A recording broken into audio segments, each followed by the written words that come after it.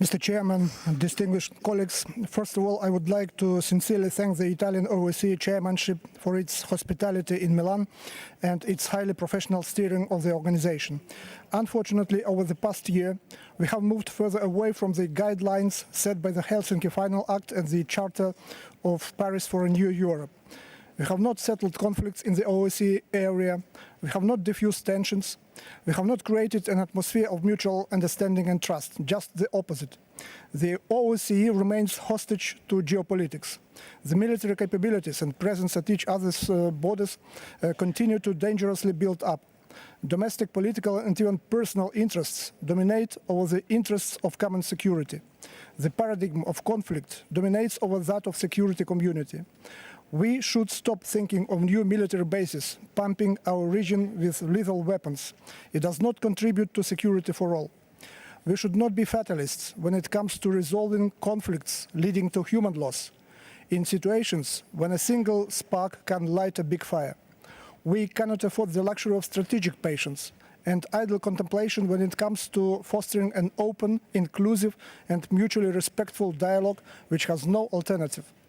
Thus, the crucial ingredients for appeasing tensions remain constructive political will and respect for international law.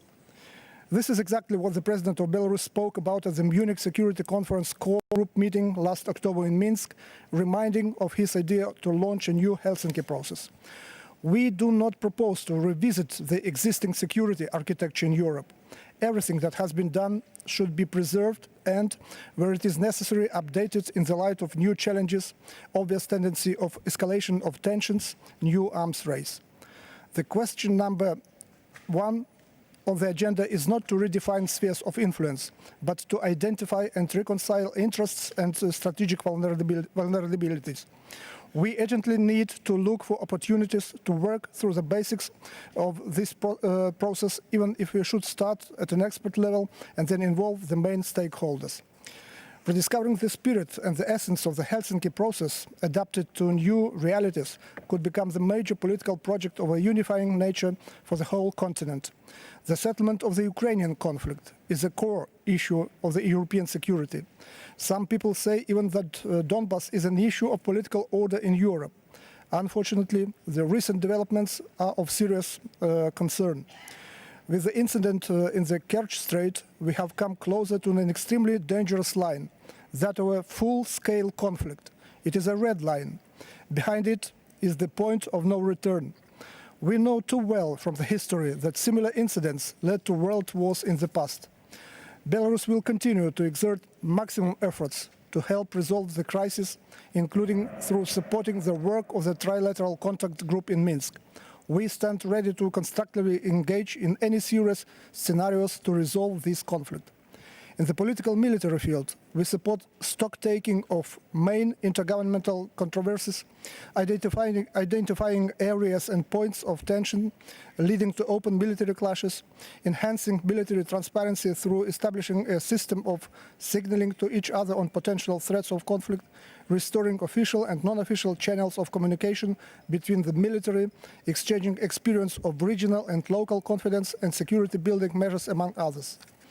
Belarus stands ready to further engage in good faith in this process with a view to reducing the threats of military confrontation, creating conditions for restoring trust in the European continent.